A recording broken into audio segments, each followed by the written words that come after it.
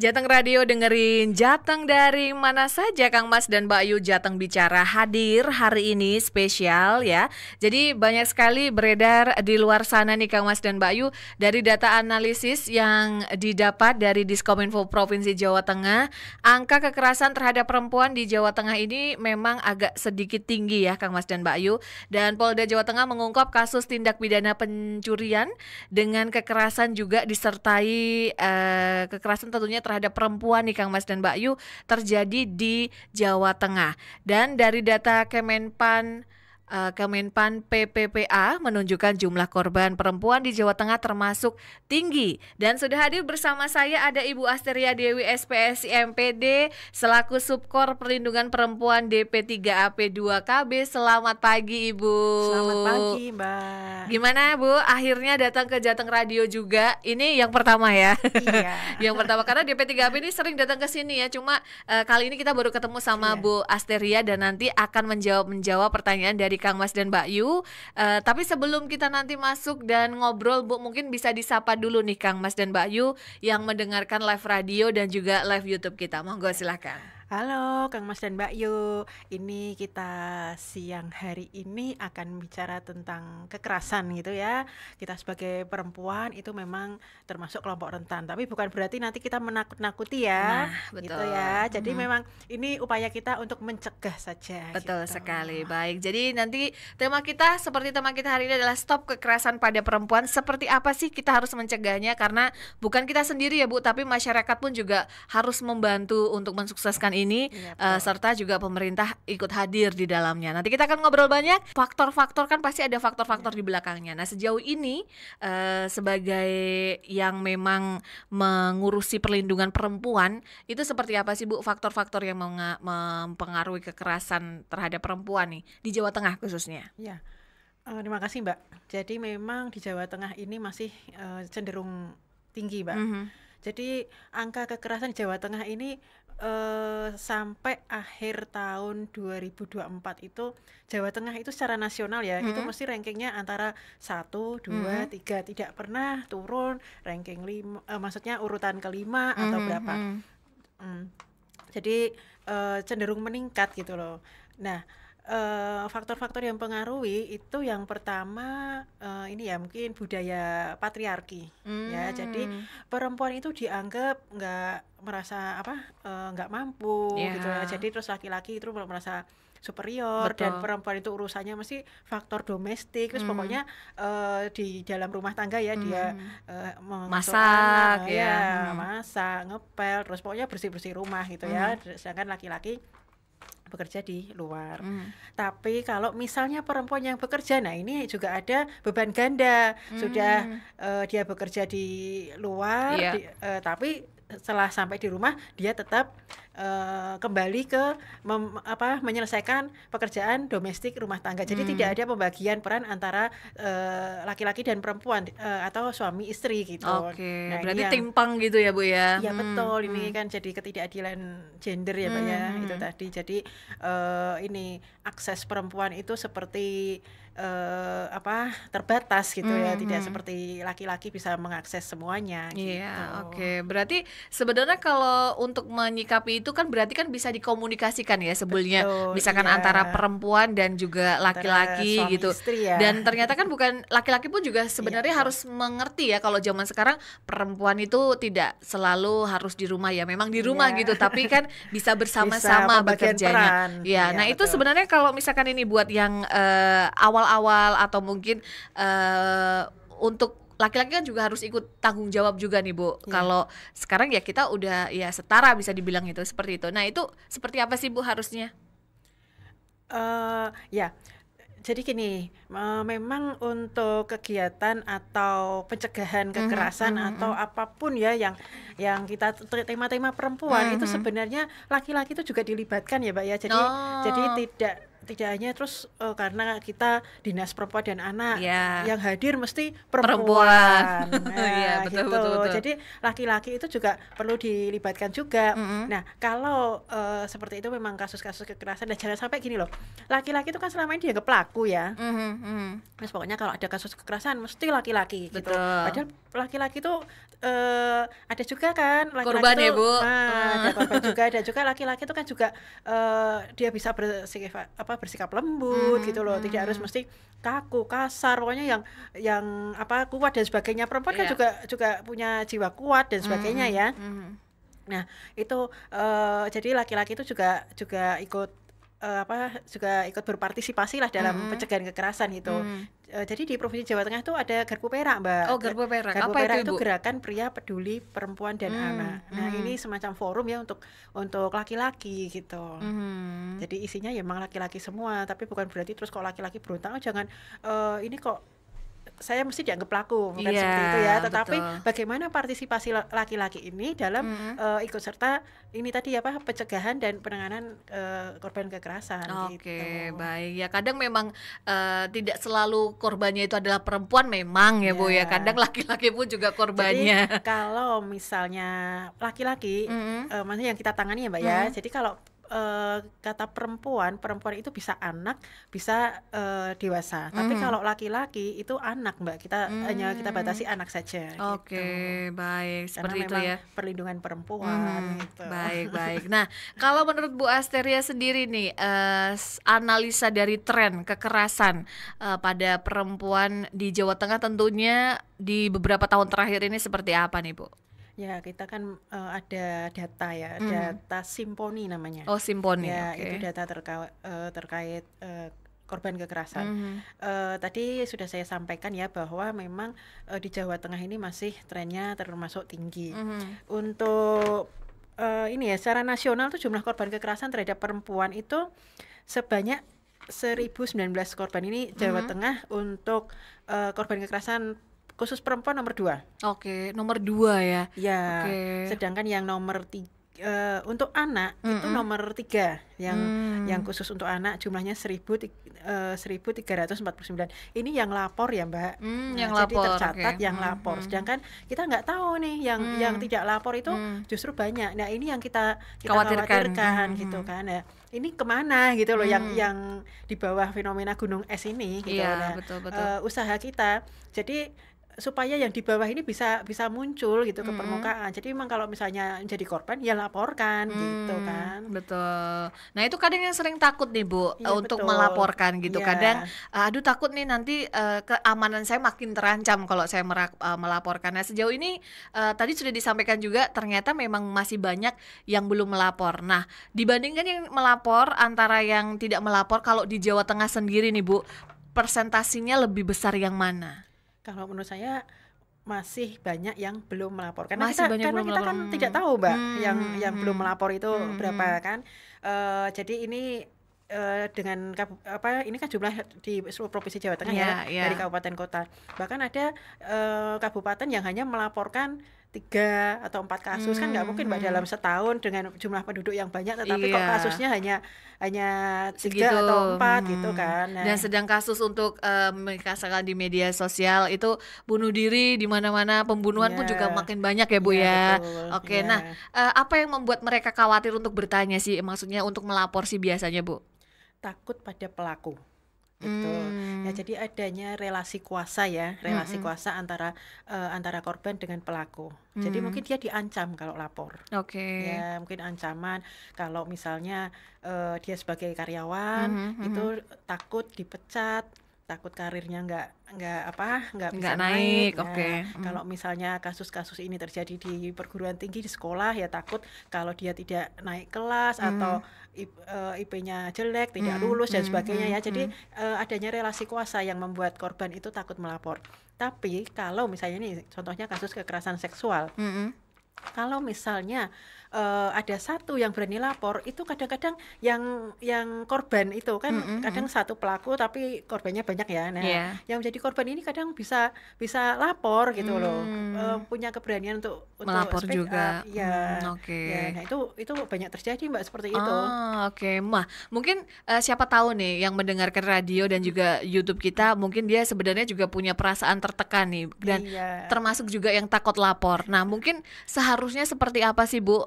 Mungkin ada tips buat mereka, ayo laporkan, nggak usah takut, atau pasti keamanan kamu akan terjaga. Ya, dalam sistem pelaporan di tiap-tiap lembaga, di kabupaten kota itu masih ada ya untuk lembaga layanan seperti itu.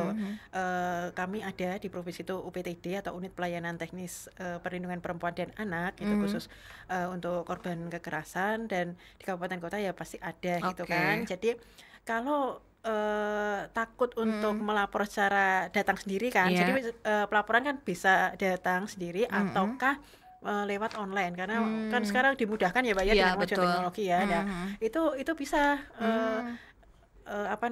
WA ya Bu? WA atau apa gitu. Nah, boleh disampaikan nomornya sekalian Bu, jadi nanti bisa diulang-ulang gitu kan ya, siapa tahu ada yang mau WA gitu. Ini khusus untuk yang di provinsi ya, karena yang di tiap-tiap kabupaten kota ada ya. Untuk Kang Mas dan Mbak Yu nih, nomornya 0857 nih, nomor cantik ini Mbak. 9966 4444. 44 kali. Oke, 4-nya 4 kali ya. 0857 9966 4-nya 4 kali ya Bu ya. Oke, ini nomor untuk pengaduan ya. Oke. Tapi gini, jadi untuk Provinsi Jawa Tengah atau UPTD provinsi itu sifatnya rujukan akhir ya. Jadi dimohon kalau misalnya nih kejadian atau korbannya di salah satu kabupaten kota, misalnya di Ungaran lah gitu. Nah, di Ungaran kan juga ada nih tempat pelaporan seperti itu ya, melapor dulu ke sana. Atau kalau misalnya lapor lewat nomor ini bisa, tetapi nanti kita kembalikan lagi ke tempat asal. Gitu. Jadi memang diprosesnya mungkin dari daerahnya dulu seperti itu ya Bu. Yang mungkin juga di daerah memang ada hotline-nya juga ya. Tapi kalau misalkan ingin izin bertanya, bisa langsung ke nomor aduan yang tadi disampaikan oleh Bu Asteria ya. Baik, apapun keluhannya insya Allah nanti akan diterima ya Bu ya. Karena itu kan juga bentuk peran pemerintah tentunya untuk membantu masyarakatnya ya. Dan semakin banyak yang melapor, semakin bagus seperti itu. Baik, kita akan istirahat sebentar nih Kang Was dan Mbak Yu. Nanti kita akan tanya bagaimana peran pemerintah khususnya DP3AP2KB untuk mencegah kekerasan terhadap perempuan di Provinsi Jawa Tengah. Kekerasan terhadap perempuan itu yang paling banyak kekerasan di hal apa nih Bu? Kekerasan perempuan di Jawa Tengah ini? Ya, jadi kekerasan itu kan banyak jenisnya ya Mbak ya, tidak hanya fisik. Kalau fisik jelas ya, jadi dampaknya itu ada bekas-bekasnya kan, dipukul, ditendang, dicakar gitu. Kekerasan fisik ada, kekerasan psikis. Kalau kekerasan psikis itu mungkin dengan kata-kata, umpatan yang menyakitkan. Terus kekerasan seksual, nah ini jelas ya. Sekarang kalau kekerasan seksual itu pemahamannya kan tidak hanya diperkosa. Kalau dulu fisik ya diperkosa. Kalau sekarang seksual kan banyak, kalau kita membaca undang-undang TPKS itu kan ada banyak ya jenisnya. Terus yang terakhir penelantaran ekonomi. Gitu. Penelantaran ekonomi itu berarti seperti apa nih Bu? Nah, jadi mungkin suami istri dalam rumah tangga, tetapi istri tidak dinafkahi secara ekonomi, atau mungkin ada keterbatasan, istri tidak boleh bekerja dan sebagainya gitu. Nah, untuk selama ini jadi yang paling tinggi itu untuk perempuan itu fisik Mbak. Fisik ya, Fisik paling tinggi, sedangkan kalau anak itu kekerasan seksual. Itu jadi sampai untuk anak itu paling miris ya. Anak yang seharusnya dilindungi tapi malah dilecehkan secara seksual. Ini banyak sekali kasus-kasus kekerasan seksual terhadap anak.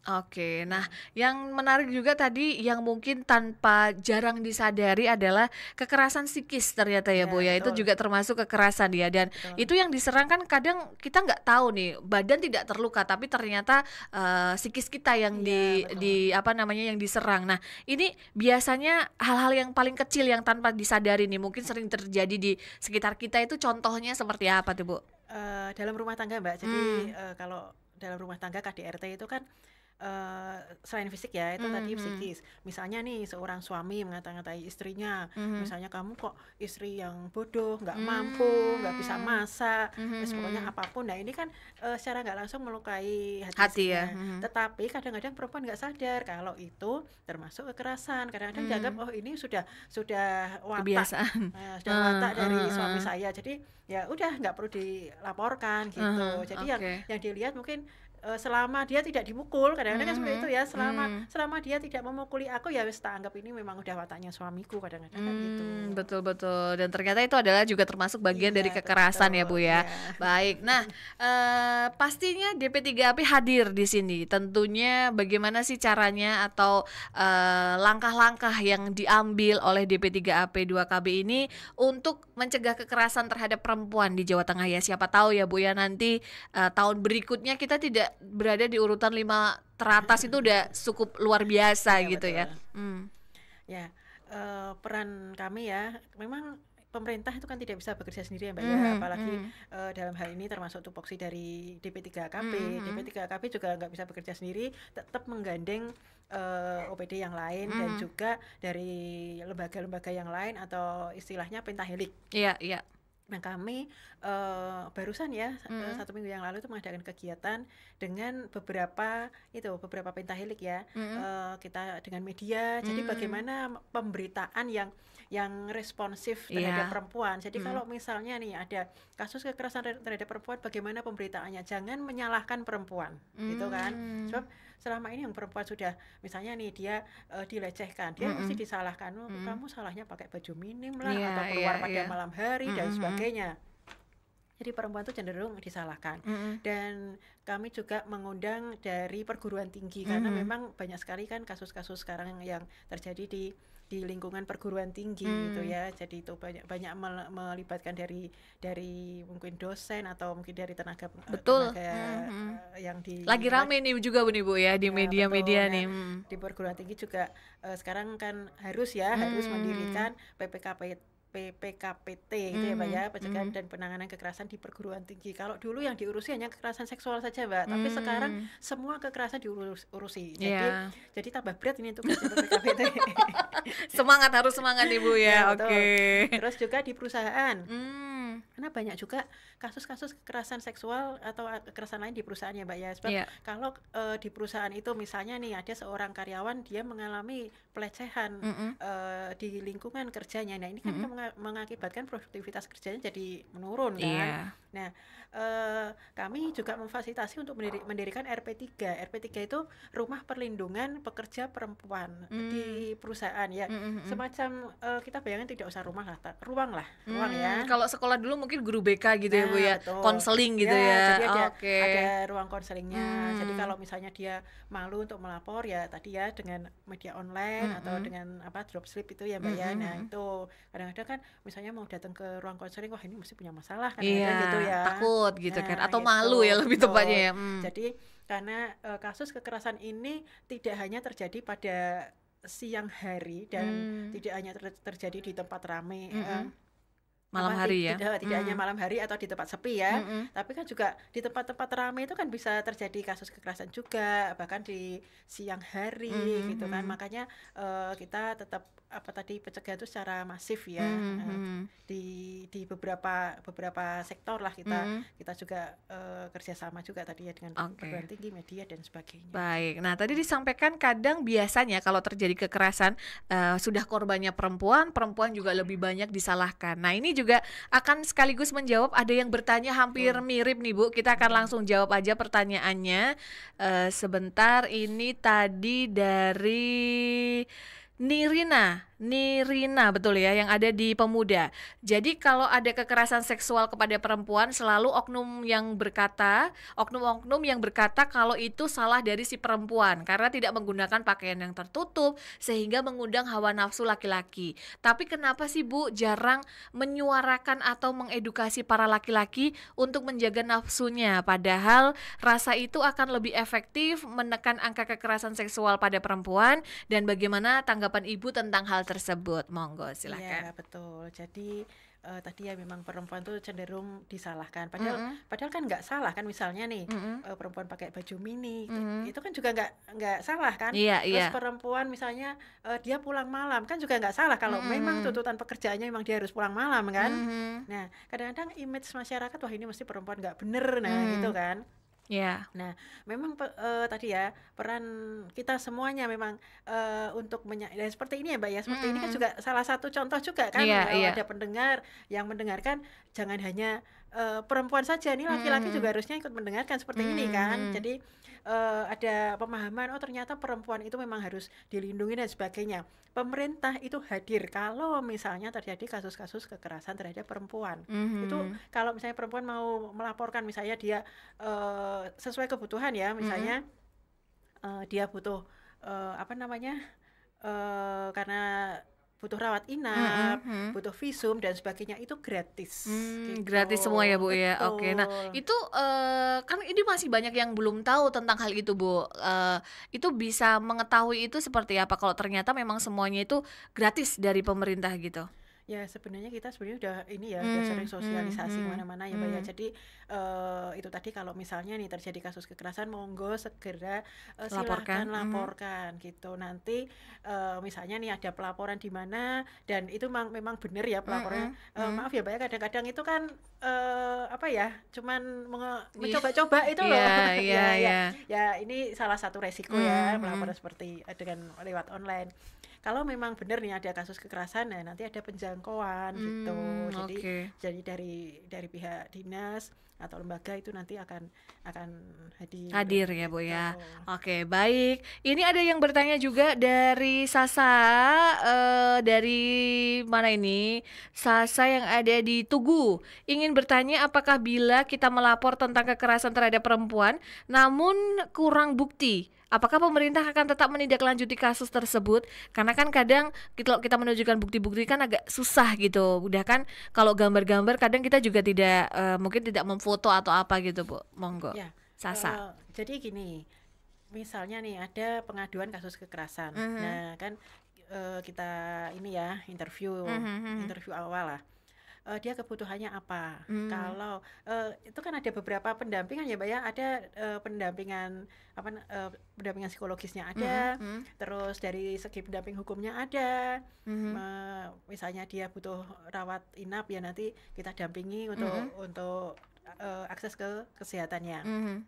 Jadi kalau misalnya dia butuh bantuan hukum, kalau seperti ini kan nanti urusannya dengan hukum ya tadi ya, kurang bukti. Betul. Nah, itu nanti kan ada pendampingan hukumnya juga gitu. Jadi jangan khawatir kalau ini kok tidak ada bukti, nanti bagaimana saya disalahkan atau bagaimana, nanti tetap ada solusi. Tetap ada solusi ya Bu ya. Iya. Baik. Nah, ini kan pasti mereka selain mereka mendapatkan kekerasan yang tentunya psikisnya pun juga kena, pasti mereka ini butuh yang namanya dukungan.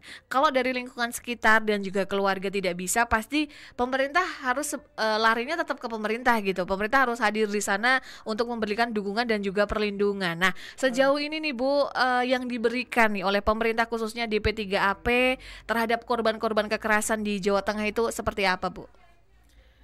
Tadi sesuai dengan kebutuhan ya Mbak ya. Kalau memang dia psikis ya, dia mengalami trauma berat, tetap kita dampingi dan kita memang bekerja sama dengan 7 rumah sakit pemerintah. Itu memang gratis dan juga kalau di kabupaten kota memang kerjasama dengan RSUD di masing-masing kabupaten kota.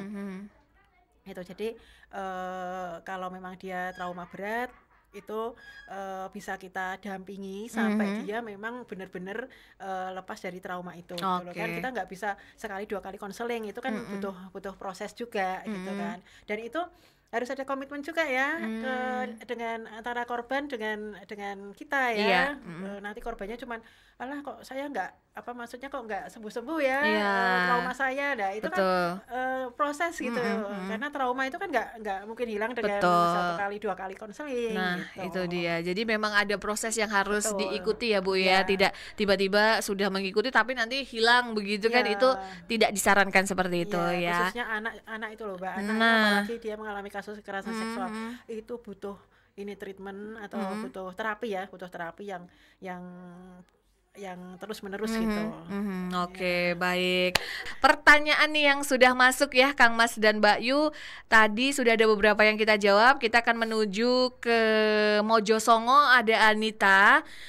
Pendampingan seperti apa sih Bu yang dilakukan kepada korban kekerasan fisik dan juga seksual? Dan berapa lama pendampingan dilakukan? Karena biasanya trauma itu, apalagi karena kekerasan atau seksual itu bisa menjadi trauma berkepanjangan atau bahkan mungkin seumur hidup. Monggo, silahkan Bu. Ya, bentuk pendampingannya tadi sudah saya sampaikan, itu kan tergantung dari kebutuhan korban. Kalau misalnya nih ada korban datang ke UPTD atau ke lembaga layanan, dia sudah mungkin ada luka-luka memar. Nah, terus kita dampingi ke tadi ya mungkin visum. Nah, ada petugas pendamping di layanan kesehatan. Jadi di UPTD itu ada beberapa layanan. Yang pertama pengaduan, ya jelas ya kalau misalnya pengaduan itu nanti tugasnya di tenaga pengaduan itu sendiri. Bagaimana dia mendapatkan informasi ya terkait korban, jenis kasusnya apa, terus latar belakangnya bagaimana dan sebagainya. Lalu layanan kesehatan. Nah, ini ya tadi kalau misalnya dia butuh layanan ke rumah sakit gitu kita dampingi. Terus layanan rehabilitasi sosial. Nah, itu. Kalau misalnya dia butuh rumah aman. Rumah aman. Rumah aman ini misalnya nih dia mengalami kasus KDRT atau dia diancam mau dibunuh pelaku. Nah, korbannya bisa kita amankan. Ya, namanya rumah aman kita tidak bisa menyebutkan ya. Nanti kalau disebutkan nanti malah ini bahaya tahu kan. Ya, Bu, betul. Itu. Terus pendampingan hukum, bantuan dan penegakan hukum. Jadi tadi kalau misalnya dia butuh pendampingan hukum, misalnya dia mau cerai misalnya, nah kita kan ada ya bukti-bukti atau apa gitu kan, nah ada pendampingan hukum. Lalu reintegrasi sosial, pemulangan dan reintegrasi sosial. Jadi korban itu kan nggak tergantung terus kan. Nah, ini bagaimana nanti dia harus berbaur dengan masyarakat gitu ya. Nah, itu tadi kalau misalnya dia trauma ya berarti kita tetap dampingi gitu kan untuk tadi terapinya. Jadi kalau bagaimana kesiapan dia kembali ke masyarakat itu kan juga butuh waktu ya. Nah, ini kita dampingi, sudah siap belum ini korbannya, sudah siap kita lepas atau belum gitu. Jadi akhirnya itu kan korban tetap harus tetap mandiri kan, tidak harus tergantung dengan kami terus. Nah, itu bagaimana kita tuh tetap menyiapkan korban untuk benar-benar dia tuh mandiri dan lepas gitu ya dari trauma itu. Baik, berarti di sini juga tentunya masyarakat pun juga harus ikut turut andil ya Bu ya, membantu tentunya mensukseskan ini. Nah, seharusnya masyarakat kita itu seperti apa sih Bu terhadap kasus ini ya, maksudnya bisa ikut berperan membantu, karena takutnya kadang ketika sudah masuk ke rehabilitasi, kemudian dari DP3APS juga udah dibina, kemudian dikembalikan lagi ke masyarakat, kadang lingkungannya ada yang tidak menerima atau masih tetap disalah-salahkan, kadang itu kayak membuat trauma akan kembali lagi ya. Nah, bagaimana nih mengajak masyarakat untuk ikut membantu pemerintah tentunya mengurangi kekerasan pada perempuan ini? Ya. Jadi sebelum korban tuh kita kembalikan ke masyarakat, tentu kan kita ini dulu ya Mbak ya, ada petugas dulu ya hadir di lingkungan di mana korban itu dulu mengalami kasus kekerasan.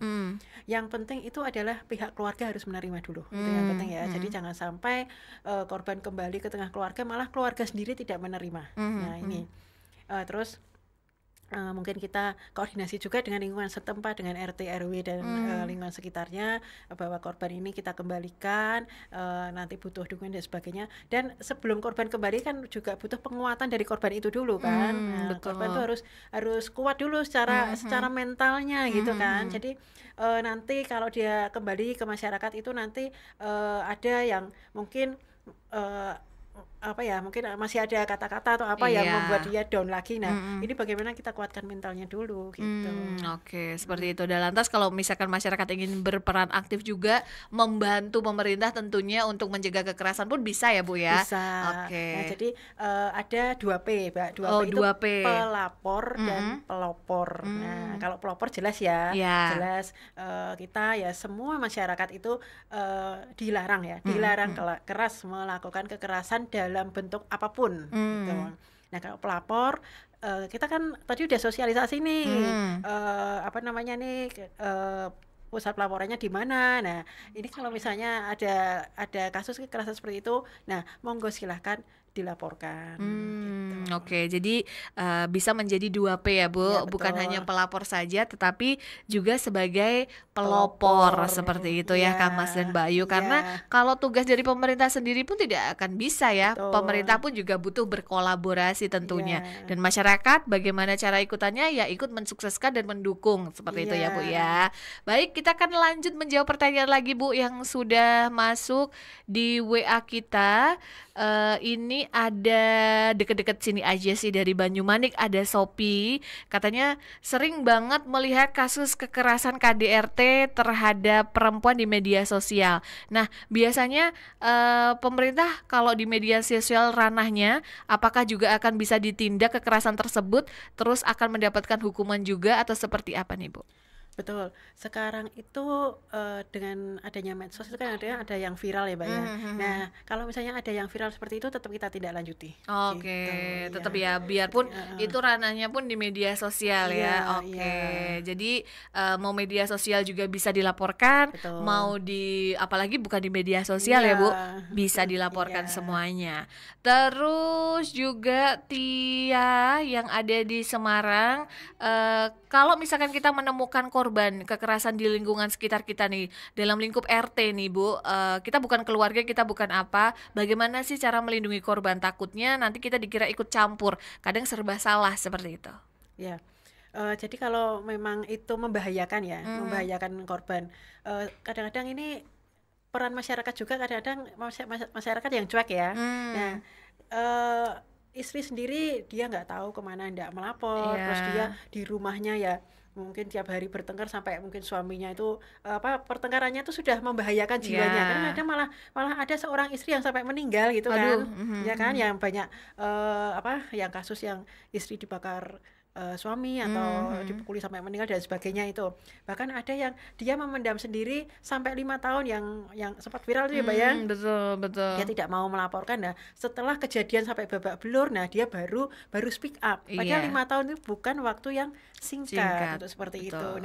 Nah, memang kita sosialisasi itu sampai ke akar rumput gitu loh, Mbak ya, sampai Mhm. ke tingkat dasar. Bagaimanapun juga apa masyarakat itu diharapkan tetap peduli Betul. Kadang kalau ikut gitu. campur dikira kepo gitu kan ya, serba Nah, salah ya, Bu ya, ya. ya, Mhm. kita laporkan aja, apa ya, kadang-kadang kalau di masyarakat, apa, ada kegiatan arisan itu loh, Iya, Mbak, ya, betul, PKK arisan, ya. PKK.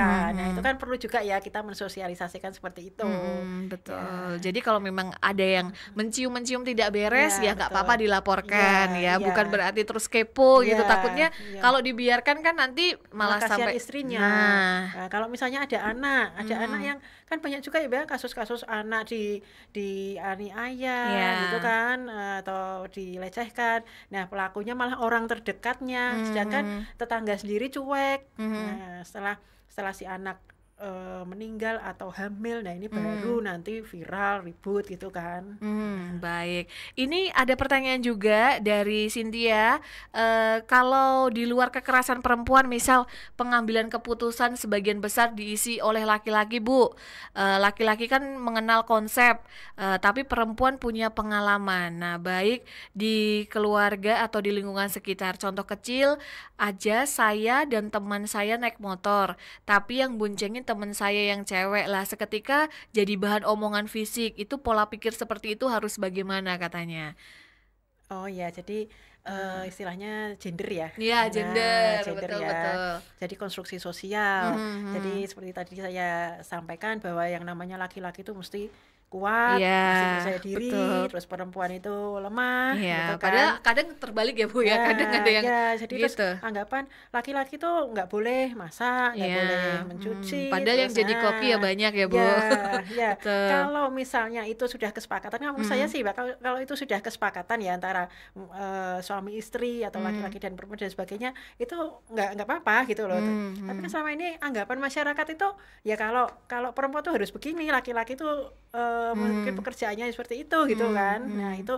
itu yang memang yang harus kita ubah Iya, dan betul. kami juga sudah sosialisasi seperti itu dan untuk mengubah image itu kadang-kadang ya Tidak susah, mudah ya Bu ya. tidak mudah, iya. Betul. Tapi ya kita tetap coba Iya, seperti itu ya. betul. Nah ini juga sekaligus menjawab pertanyaan nih, tantangan pasti kan tidak, tantangan Ibu sejauh ini sudah mengurusi yang namanya perlindungan perempuan itu kan bukan cuma sehari 2 hari, Betul. bahkan sudah hampir bertahun-tahun. Iya. Nah sejauh ini yang paling berat apa sih Bu tantangannya ke masyarakat gitu? Tadi pemahaman perempuan terhadap kekerasan itu sendiri, gitu ya.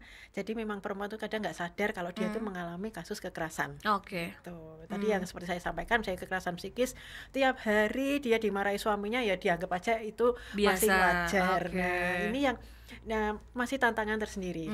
Dan betul. juga itu kan kasus ranah domestik, buat apa kita laporkan gitu. Nah, itu kan juga tantangan, dan juga korban itu takut untuk melapor, takut untuk speak up. Itu dia, Gitu, betul. iya. Jangan kadang-kadang kan kalau perempuan itu ya nggak apa-apa lah, ini cari ladang pahala gitu ya Bu. Padahal bukan seperti itu juga konsepnya ya. Itu tidak boleh ya Kang Mas dan Bayu ya, kekerasan ya kekerasan gitu kan. Iya. Kita akan menjawab pertanyaan terakhir ya. Mohon maaf kalau tidak terjawab pertanyaannya karena waktunya juga terbatas. Sebelum nanti kita closing statement, kita ada satu pertanyaan yang harus kita jawab Bu. Yang terpilih ya, Hasan di Medoho. Perlu nggak sih Bu tes psikologi buat pasangan yang mau nikah untuk deteksi dini potensi kekerasan? Ngomong-ngomong, kenapa cuma perempuan yang dilindungi? Laki-laki juga banyak yang mengalami pelecehan atau tindak kekerasan dari pasangannya. Khususnya kekerasan verbal, apalagi kalau datang bulan katanya gitu Bu. Ini bercanda kayaknya ya. Monggo silakan. Ya, kalau mau tes psikologi itu ini ya, monggo itu terserah Hak pribadi ya, Bu, hak ya. pribadi ya. Nah, kenapa perempuan itu dilindungi ya? Karena memang selama ini ada undang-undang untuk melindungi hak perempuan gitu kan. Jadi kalau misalnya laki-laki dia mengalami kasus kekerasan, yang namanya laki-laki dewasa yang saya maksud ya, bukan Iya. kalau anak laki-laki tetap kita lindungi gitu kan. Nah, kalau memang laki-laki ada yang mengalami kekerasan, monggo dilaporkan ke tempat kami, nggak apa-apa, tapi nanti kita tidak tangani, kita tetap rujuk ke lembaga lain gitu. Oke. Dan kalau tes psikolog ya dicoba ya, siapa tahu memang itu penting ya Bu ya. Karena kan untuk mendeteksi, kadang kita sudah mungkin pacaran berapa lama pun juga belum tentu akurat gitu Iya. kan ya. Nanti ujung-ujungnya juga kekerasan juga. Iya, Baik, sebelum nanti Bu Asteria closing statement, ini dari Mijen ada Ibu Niken. Buat saya, kalau ada warga perempuan yang gak aktif di Dawis atau PKK, maka posisinya bisa rawan karena kalau tertutup kan susah tahu kalau terjadi apa-apa katanya. Kadang-kadang grup rumpi ya ada manfaatnya sebagai pengaman. Nah, menurut Bu Astria bagaimana nih? Oh, jadi ada manfaatnya ya grup rumpi-rumpi itu. Karena ibu ini masih sehat nggak? Gitu mungkin seperti itu ya Bu ya. Saling Betul menjaga sih. ya. Yang namanya grup WA itu ternyata bermanfaat ya. Iya. Jadi rumpi selama ini tuh bermanfaat. Tiba-tiba tidak ngerumpi kan berarti wah ini ibu kenapa apa nih gitu ya. Atau menyampaikan informasinya lebih cepat gitu ya. Iya. Karena rumpi ya. Iya. Oke. Ya, jadi memang kita kalau di masyarakat memang harus sosialisasi, itu yang penting ya. Sebab kalau misalnya kecuekan ya tadi ya, kecuekan dari masyarakat sekitar, dari tetangga sebelah, kadang kita dengan tetangga sebelah aja kadang nggak datang tapi malah lewat WA itu loh Mbak ya. Iya, Ya, dengan betul. adanya HP itu emang di satu sisi kan memudahkan ya, kita nggak usah Betul. datang ke tetangga sebelah, lewat WA aja. Nah, kalau ada tetangga yang tertutup seperti itu, kita memang perlu japri ya, menanyakan kabar, Bu, gimana sih, gimana kabarnya, Iya. sehat kan? Nah, itu memang perlu ya kita menyapa, tapi bukan berarti kok ini sok kenal apa gitu kan. Ya kita coba ya menyapa, kalau memang tidak pernah ketemu lewat WA itu juga perlu gitu. Oke, jadi lumayan bermanfaat ya Bu Niken yang ada di Mijen. Tapi ingat tetap harus positif seperti itu ya. Baik, karena nggak kerasa nih Bu, sudah 10:58 ya. Sudah harus closing statement. Nah, terakhir untuk Kang Mas dan Mbak Yu yang mendengarkan live radio dan juga live YouTube kita, silakan. Halo Kang Mas dan Mbak Yu, ini untuk yang terakhir ya. Jadi seperti tadi saya sampaikan, kita itu harus peduli harus peduli terhadap lingkungan sekitar terkait kekerasan. Jadi jangan takut kalau mengalami kasus kekerasan untuk segera melapor di lembaga layanan yang tadi sudah disampaikan dengan nomor aduan 0857 9966 4444 ya. Silahkan untuk melaporkan karena yang namanya perempuan dan anak itu dilindungi gratis ya. Jangan berpikir nanti bayar dan sebagainya, tidak. Oke, jadi gratis semuanya ya Bu ya, semuanya akan aman dan juga kerahasiaan juga aman dan betul. Rahasia tadi belum saya sampaikan ya, rahasia. Oke, jadi kerahasiaan juga aman, jadi jangan khawatir ya Kang Mas dan Mbak Ayu. Baik Ibu, terima kasih sudah hadir tentunya menjawab keresahan-keresahan masyarakat tentunya. Semoga ini bermanfaat, semoga setelah ini banyak sekali korban-korban yang berani melapor sehingga tidak cuma disimpan sendiri sampai sedih gitu. Semoga lebih banyak yang berani melapor karena tadi ya Kang Mas dan Mbak Ayu semuanya kerahasiaan pun juga terjaga dan tentunya aman. Kalau begitu terima kasih yang sudah mendengarkan live YouTube kita dan radio. Terima kasih sekali lagi buat Bu Asteria dari DP3AP2KB sudah hadir. Jangan kapok ya, ditunggu kedatangan berikutnya. Terima kasih. Dan terima kasih juga buat Kang Mas dan Mbak Ayu. Mohon maaf kalau ada salah-salah kata. Kalau terlambat mendengarkan radio nanti kita akan posting permanen di YouTube. Jadi informasi masih bisa diakses di sana. Kalau begitu saya Dian Risti pamit bersama Ibu Asteria dari Jateng Bicara. Selamat siang. Selamat siang.